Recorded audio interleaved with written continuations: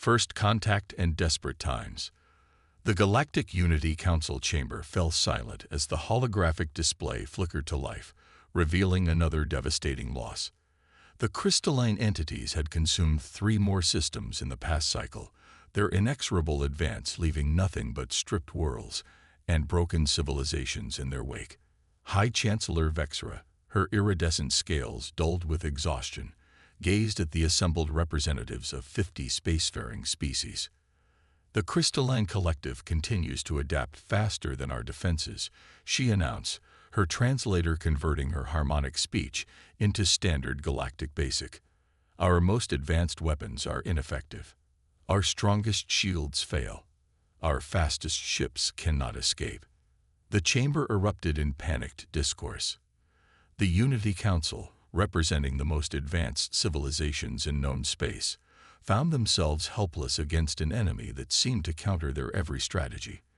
These were species that had mastered faster-than-light travel, reformed planets, and cured death itself, yet they could not stop the crystal tide that threatened to consume them all.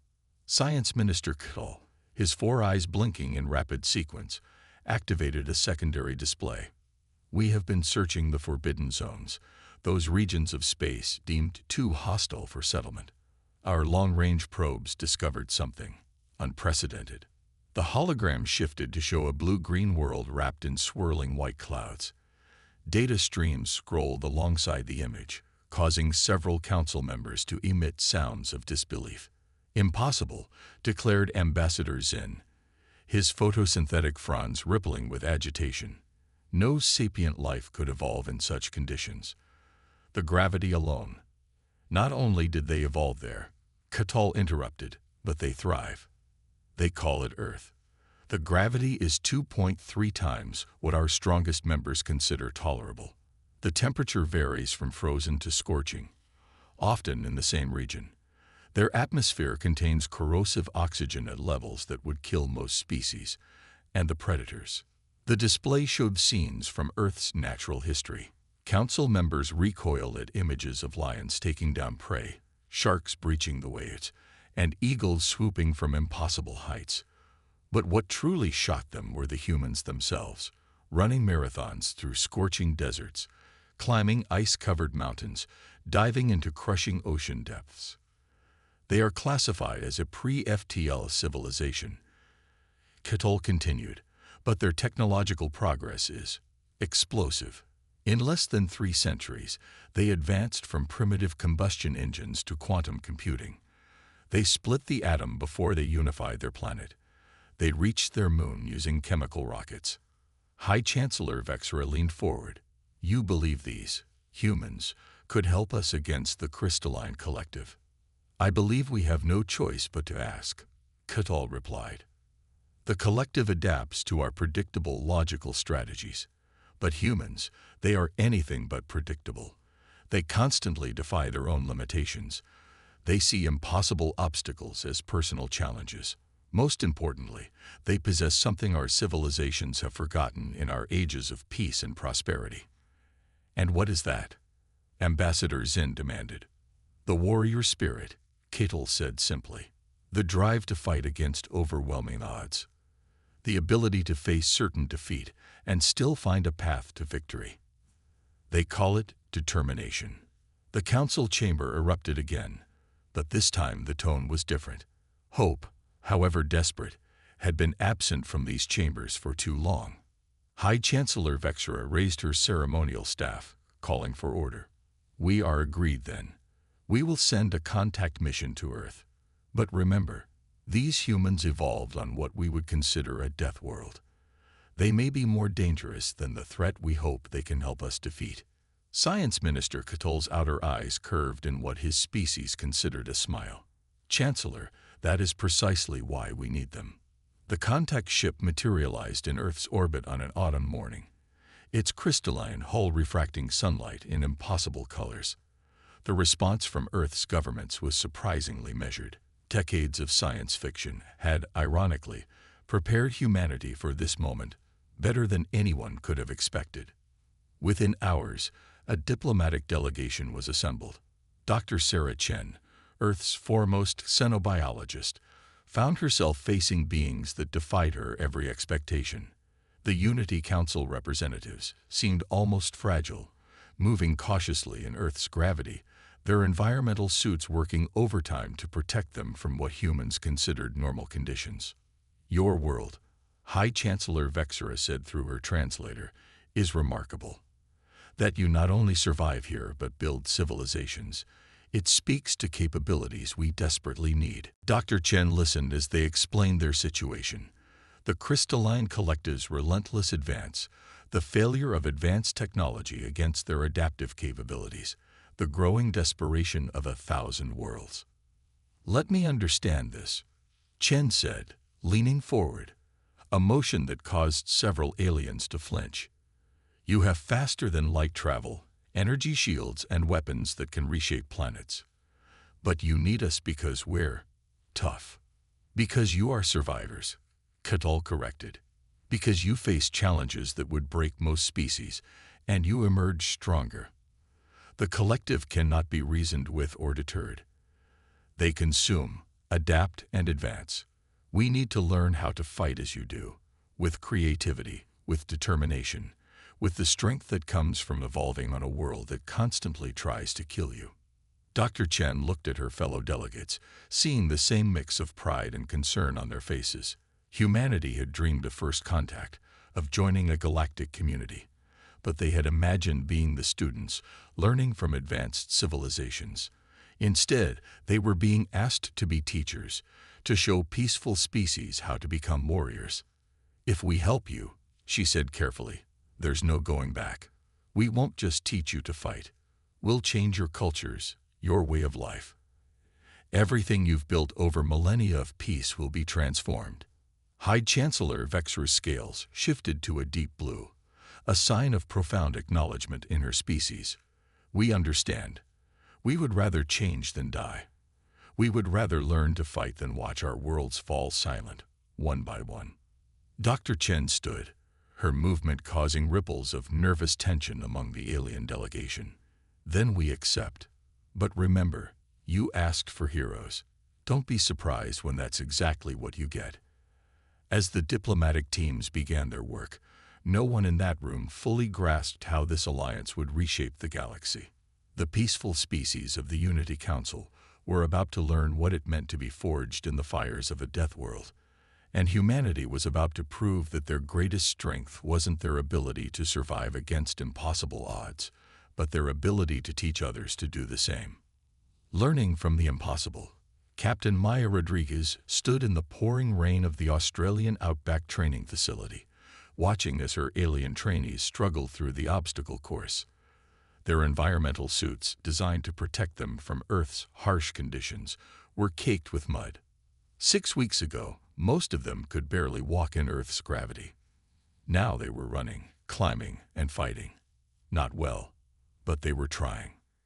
"Keep moving," she shouted over the downpour. "The crystals won't wait for perfect conditions." Zixra, a willowy being with bioluminescent patterns rippling across their skin, stumbled and fell.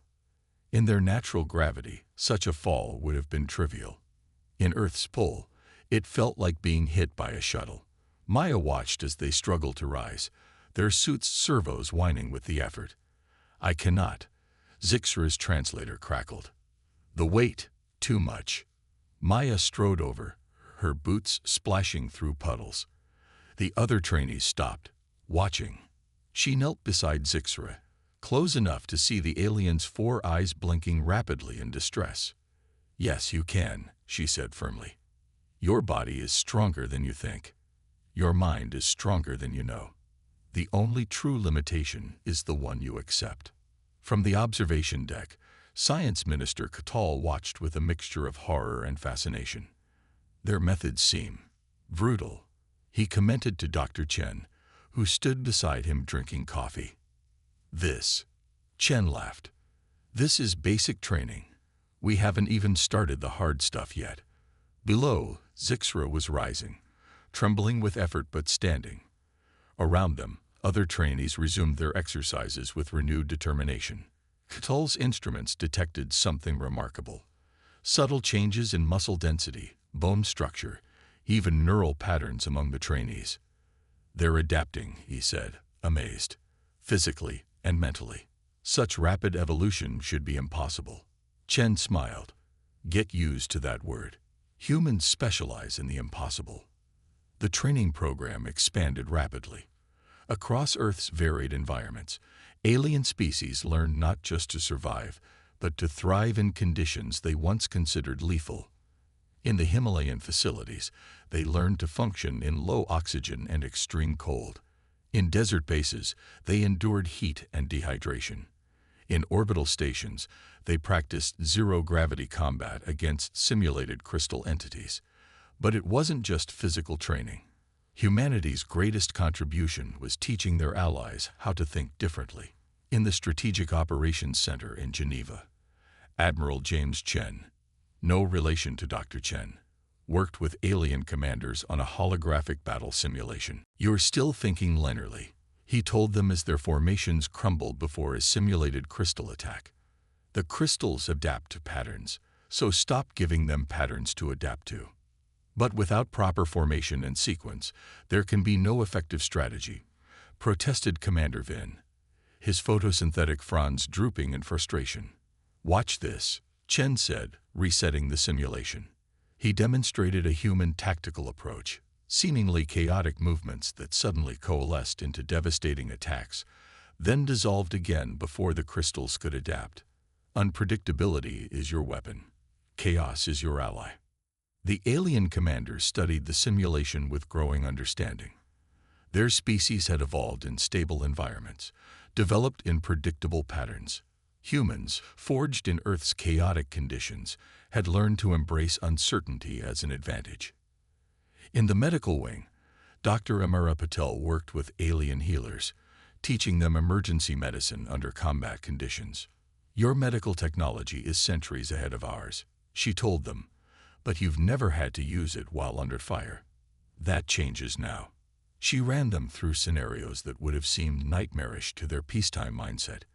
Treating wounds while in motion, performing complex procedures with limited resources, making split-second decisions that meant life or death. "How do you handle the pressure?" asked healer Linera after a particularly intense simulation. "The fear of making a mistake." "You accept that fear is normal," Patel replied. "Courage isn't the absence of fear, it's acting despite it. Every human medical professional learns this. Now you will too." But the training wasn't one-sided.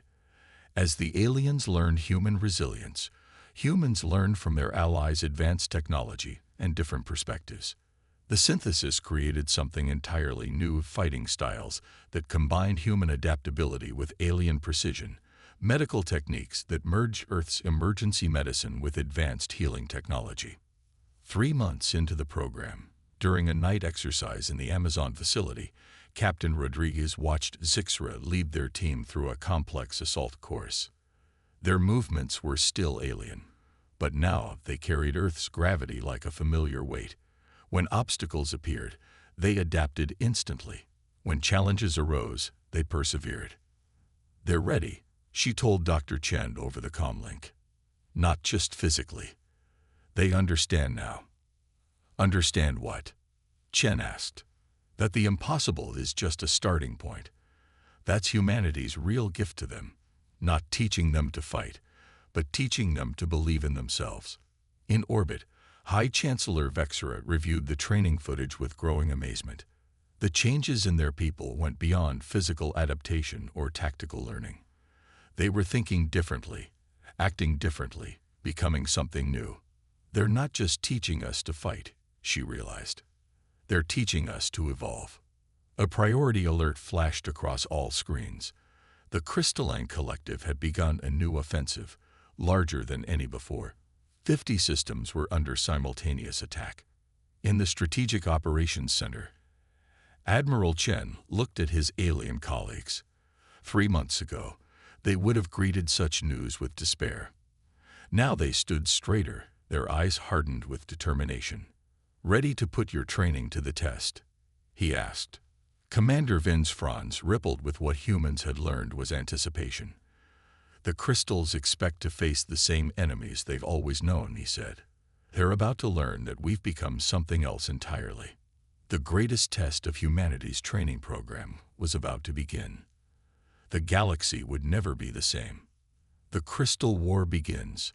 The crystalline ships emerge from hyperspace like shards of dark ice, their geometric forms distorting the light of 50 suns simultaneously. This was no mere raid. It was an extermination campaign.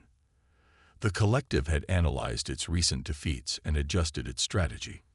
Overwhelming force applied across multiple sectors, designed to shatter the Unity Council's resistance once and for all. In the Strategic Operations Center on Earth, holographic displays blazed with emergency signals. Admiral Chen studied the tactical overlay, his expression grim. "They're hitting everything at once. Mining colonies, agricultural worlds, population centers. No subtle strategy, just brute force." Commander Vin's fronds rippled with what humans had learned was controlled anger. "They think we'll break under pressure. They don't understand what we've become." The response fleet launched within minutes. Ships crewed by graduates of Earth's training program, scattered across the galaxy, each carrying the lessons learned in humanity's harsh gravity. Captain Rodriguez commanded the assault carrier, Impossible, named for humanity's favorite word. Her crew included Zixra as tactical officer, their once fragile form now hardened by months of training. Multiple crystal formations detected, Zixra reported, their translator conveying calm determination. "They're using standard geometric patterns. They still think we're the same enemies they've always known." Rodriguez smiled. "Let's show them how much we've changed. All units, implement Protocol Chaos." The battle that followed defied conventional tactics. Ships moved in seemingly random patterns that suddenly cohered into devastating attacks. Crystal entities, programmed to adapt to predictable strategies, found their algorithms failing against enemies that never did the same thing twice. On the agricultural world of Haven Prime, Dr. Patel coordinated emergency medical responses from a mobile command center. Crystal forces had breached the planetary defenses, their ground units advancing on the main population centers. But instead of panic, the defenders responded with disciplined fury. "Remember your training," Patel broadcast to her medical teams as they moved through the chaos. "Fear is normal. Action is what matters. We've prepared for this." The synthesis of human combat medicine and alien technology proved its worth. Teams treated casualties under fire, using advanced healing devices with earthborne improvisation. When crystal forces shattered a medical facility's shields, the staff evacuated hundreds of patients in minutes, using techniques practiced countless times in Earth's gravity. In orbit, the battle took an unexpected turn. A crystal dreadnought, larger than any previously encountered, emerged from hyperspace. Its surface rippled with adaptive armor, seemingly impervious to conventional weapons. "New pattern detected," Zixra announced. "The collective is learning." "Good," Rodriguez replied. "So are we. All units, implement Protocol Thunderstorm." The tactic, developed during those grueling training sessions on Earth, was pure human insanity merged with alien precision. Multiple ships deliberately flew into the dreadnought's attack range, each one presenting a different threat. The crystal ship's adaptive defenses tried to respond to all of them simultaneously, spreading its computational resources thin. That's when Zixra detected the critical moment. Pattern fragmentation confirmed. "Now," Rodriguez ordered. Every ship fired at once, each using a different weapon frequency. The dreadnought's overtaxed defenses couldn't adapt to everything at once. Crystalline armor cracked, then shattered, the mighty vessel breaking apart in a cascade of fractured geometry. But victory came with a cost. Several Unity ships were lost, their crews making the ultimate sacrifice to create the chaos needed for success. Rodriguez felt each loss personally. These weren't just allies anymore, they were her students, her comrades. In the Strategic Operations Center, Admiral Chen watched the battles unfold across multiple sectors. Some were being won, others hung in the balance, A few seemed on the verge of defeat. But something was different now. There was no panic, no retreat. Every unit fought with determination born in Earth's merciless gravity. "We're losing ships," Commander Vin noted, "but we're making them pay for every advance. The collective's adaptation algorithms are struggling." Chen nodded. They built their strategies around fighting logical, predictable opponents. Instead, they're facing warriors who've learned to embrace chaos. How do you adapt to an enemy that's already adapted to the impossible? On Haven Prime, the ground battle reached a critical phase. Crystal forces had surrounded the main agricultural processing center. Its destruction would devastate food production for dozens of worlds. The defending forces, led by graduates of Earth's training program, found themselves outnumbered 10 to 1. Their commander, a being from a traditionally peaceful species, remembered Captain Rodriguez's words. "The impossible is just a starting point." They organized a defense that would have seemed suicidal 3 months ago. Small teams using the Crystal Force's geometric formations against them, striking from impossible angles, refusing to follow predictable patterns. Hour by hour, the tide began to turn. The Crystal Collective's overwhelming assault, designed to break the Unity Council once and for all, instead found itself fighting an enemy it couldn't categorize.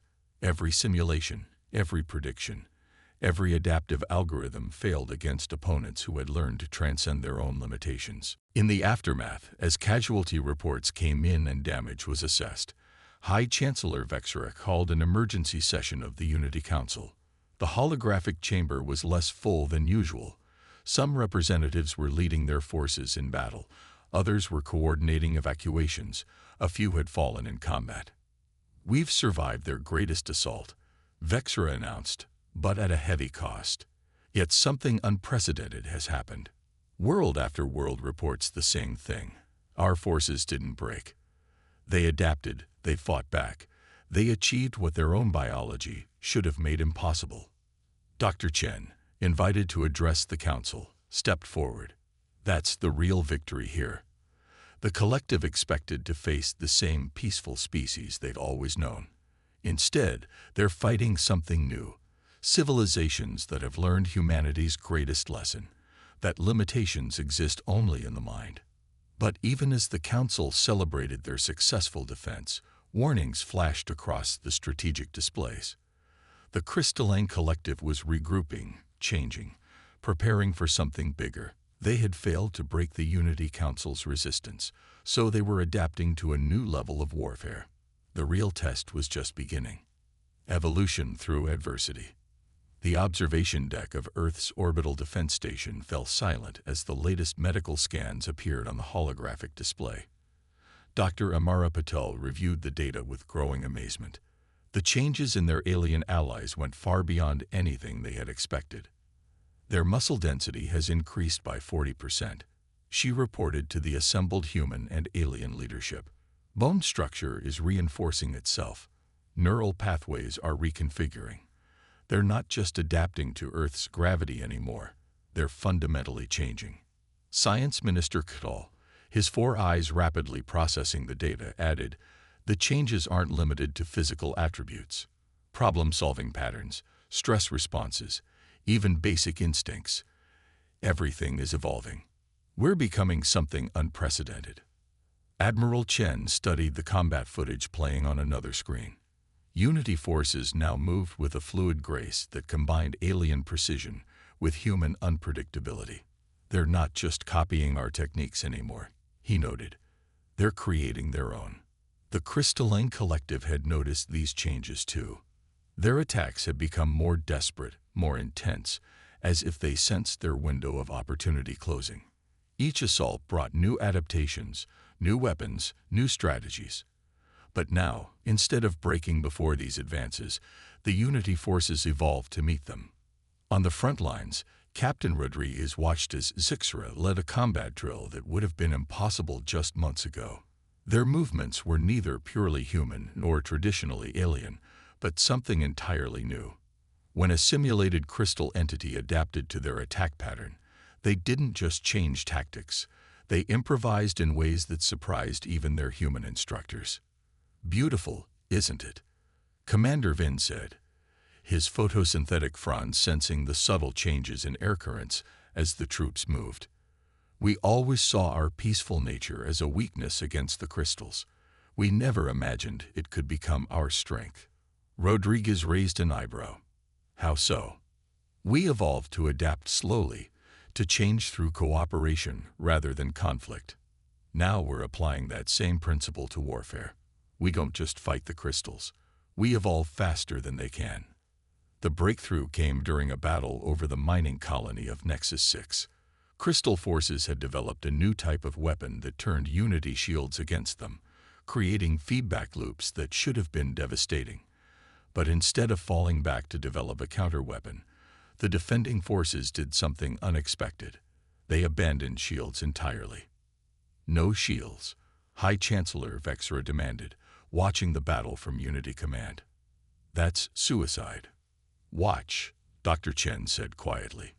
The Unity ships, flying in formations that seemed random but held deep purpose, used the crystal weapon's own energy signatures against them. Each feedback pulse was redirected, amplified, and thrown back.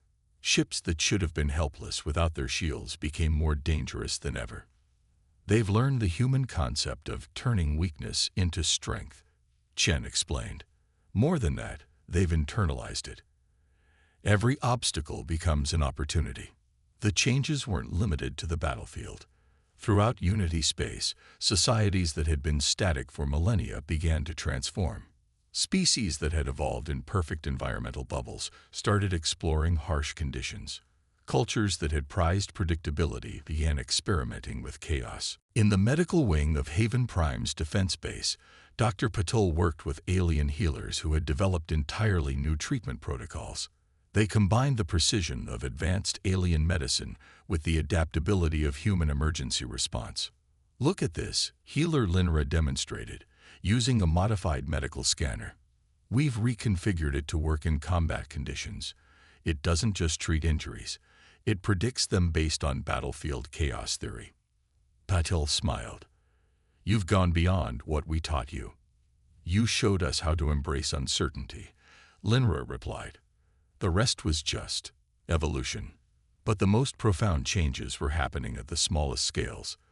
The Unity Council scientists, led by Kutil, discovered that exposure to Earth's conditions had activated dormant genetic potential in many species.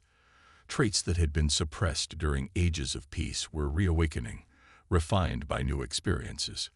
It's as if, Kutil explained to a fascinated Dr. Chen, our bodies remembered things our cultures forgot.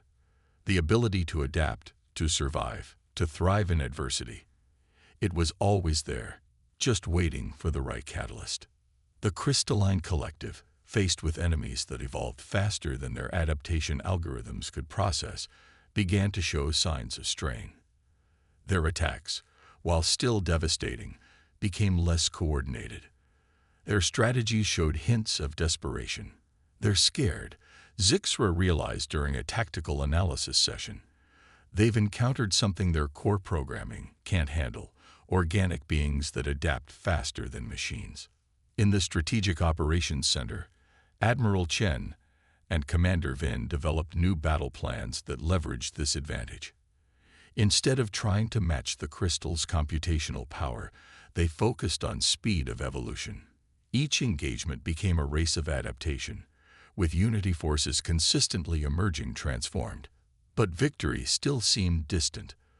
The collective, despite its growing uncertainty, controlled vast regions of space. Its computational cores continued to process and adapt, albeit more slowly than before. The war had reached a critical phase. Both sides were evolving, both were changing, and the galaxy itself seemed to hold its breath, waiting to see which path of evolution would prove stronger. During a rare quiet moment on the Impossible, Captain Rodriguez found Zixra in the observation deck, watching Earth rotate below them. The alien officer's form, once so fragile in Earth's gravity, now moved with powerful grace. Did you ever imagine, Zixra asked, when you first started training us, that we would change this much? Rodriguez shook her head. Honestly, We hope to teach you to fight. We never expected you to transcend everything we thought we knew about evolution itself. That's the greatest lesson humanity taught us, Zixra said. Not how to fight, but how to change. How to take what should break us and use it to make us stronger. A priority alert flashed across the ship's systems. The Crystalline Collective had launched a new offensive, unlike anything seen before. But this time, as the call to battle sounded, there was no fear in the Unity forces. They had evolved beyond fear, beyond limitations, beyond what any species thought possible.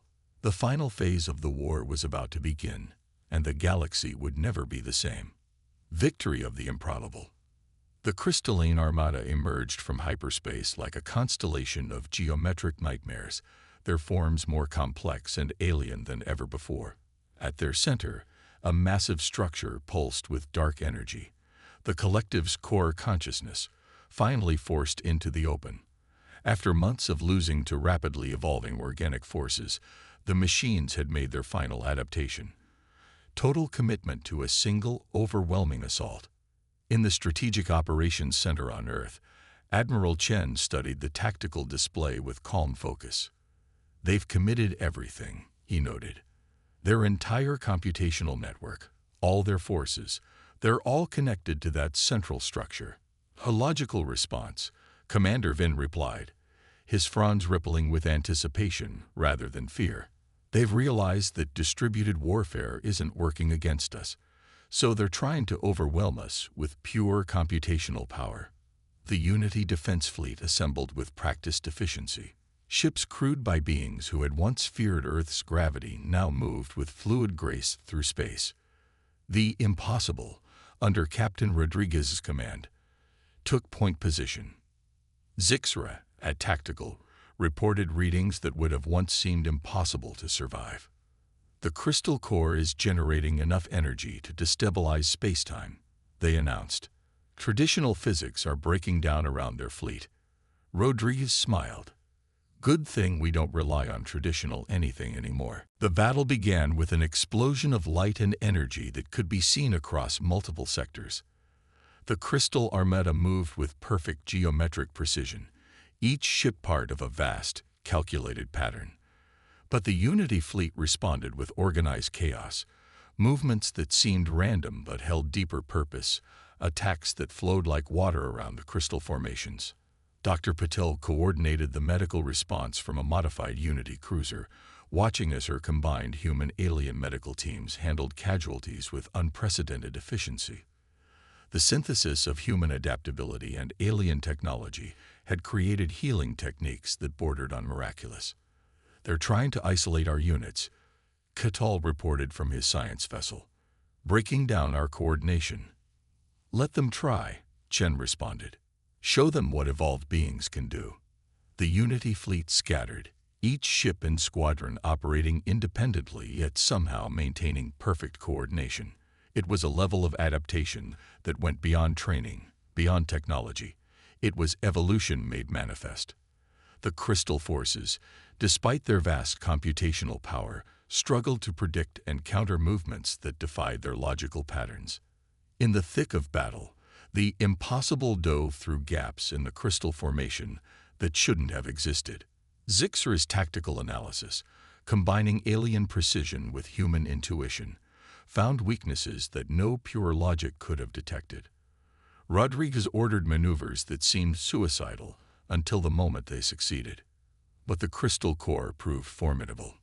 Its energy pulses shattered ships, its computational power adapted to each new tactic.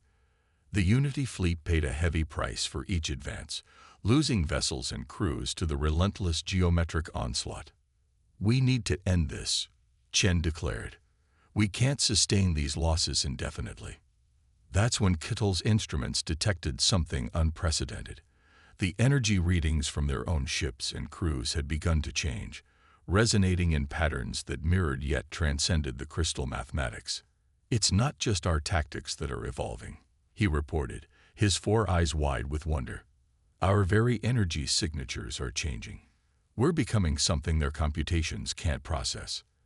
Dr. Chen, analyzing the data from Earth, reached a stunning conclusion. The combination of human adaptability and alien advancement hasn't just changed our bodies and minds. It's altered our fundamental interaction with space-time itself. The crystal core seemed to sense this change. Its attacks became more frantic, less coordinated, as if its vast computational network was struggling with variables it couldn't quantify.